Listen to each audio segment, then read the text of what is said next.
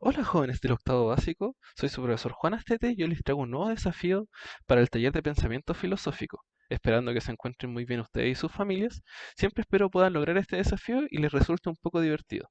Pero antes de comenzar, me gustaría darles un pequeño dato curioso, y es que ustedes saben que cuando nosotros pensamos y hacemos lo que uno llama deducir, ocupamos un proceso mental como lo que hacen los detectives.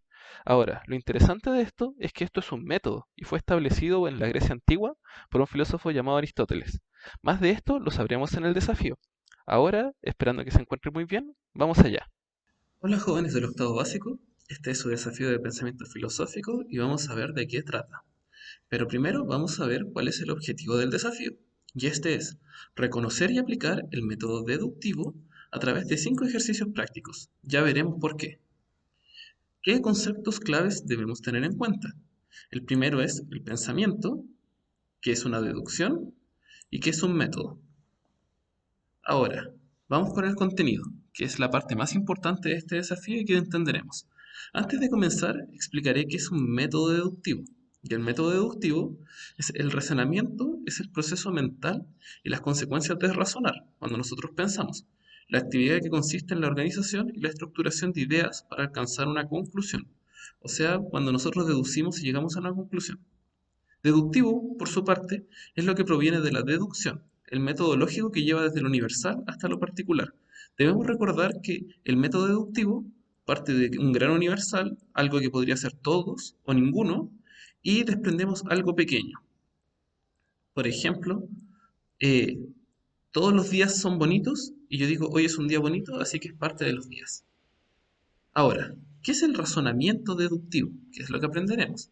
Se conoce como razonamiento deductivo, por lo tanto, a la actividad de la mente que permite inferir necesariamente una conclusión a partir de una serie de premisas. Esto quiere decir que, partiendo de lo general, se llega a lo particular. Para comprender el concepto de razonamiento deductivo debemos tener presente otros que lo complementan. Estos son los siguientes, que es un argumento, una premisa y una conclusión. El argumento se trata de una razón o prueba que permite efectuar la justificación o la refutación de algo, para afirmar que es verdadero o falso. En otras palabras, es un discurso que tiene un objetivo muy claro y permite expresar un razonamiento de manera oral o escrita. Cuando nosotros le pedimos a alguien que nos argumente, le estamos pidiendo que nos dé básicamente razones para creerle. Una premisa es que la lógica define este concepto como cualquier proposición que se encuentre antes de la conclusión. Cabe señalar que si el argumento es válido o verdadero, entonces el conjunto de premisas implica la conclusión, aunque esto no hace de una proposición sea una premisa, sino es supuesto en el argumento de lo que cuenta. Las premisas básicamente son lo que decimos. Si el argumento es la verdad que estamos dando para que nos crean, las premisas son de qué forma lo hacemos. Finalmente, la conclusión.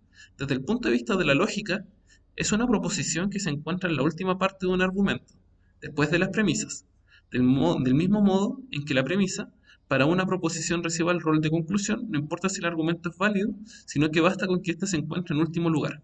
Entonces, por ejemplo, cuando yo digo que ustedes deben creerme por tales razones y ustedes terminan, esa sería la conclusión. Ahora vamos a ver esto un poco más estructurado para que parece complejo, pero no es tan complejo. Pero teníamos que entender que era un argumento, una premisa y una conclusión. Teniendo todo lo anterior en cuenta, podemos observar la definición formal de razonamiento deductivo, que es lo que vamos a aprender hoy.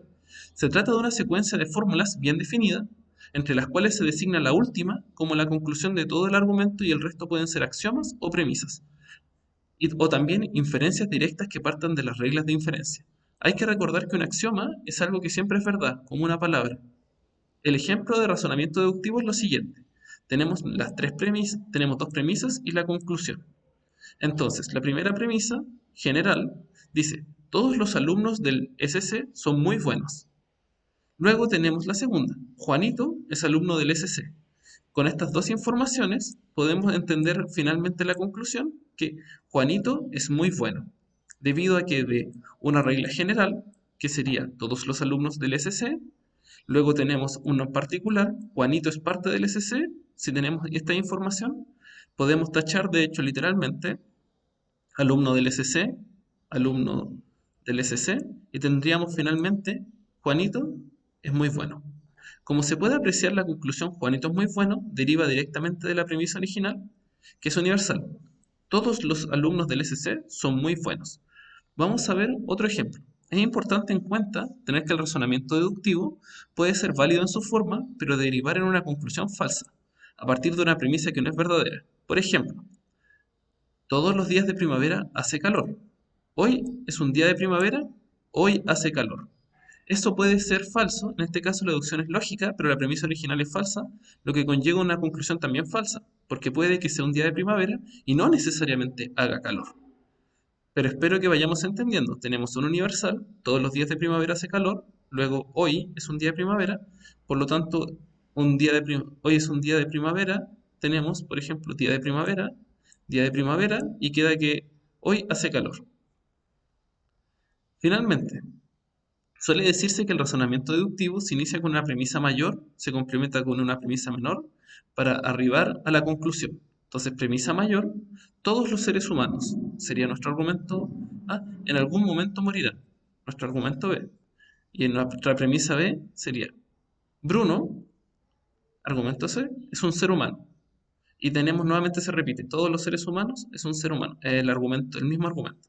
La conclusión sería que Bruno en algún momento morirá. Finalmente podemos entender la estructura que tenemos siempre.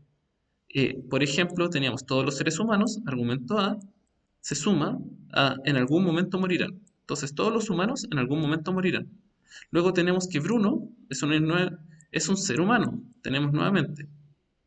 Y finalmente, como estas dos se eliminan, queda la consecuencia que sería eh, Bruno en algún momento morirá.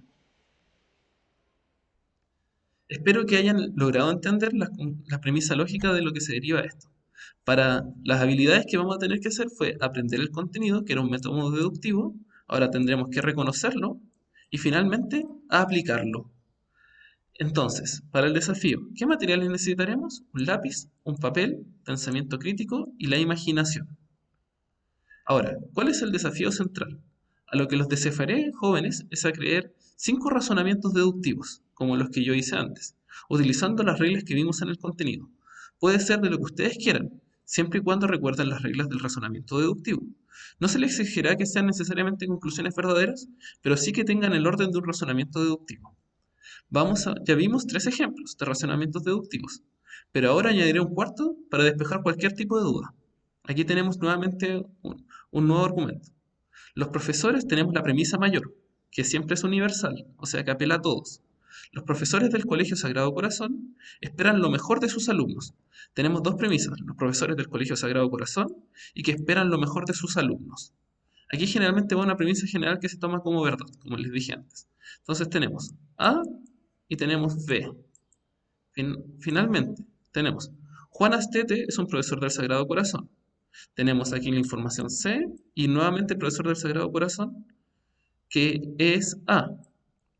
Si se fijan es lo mismo, los profesores del Colegio Sagrado Corazón y un profesor del Sagrado Corazón. Entonces, esta se llama premisa menor y generalmente aquí va una premisa particular que agrega información a la primera.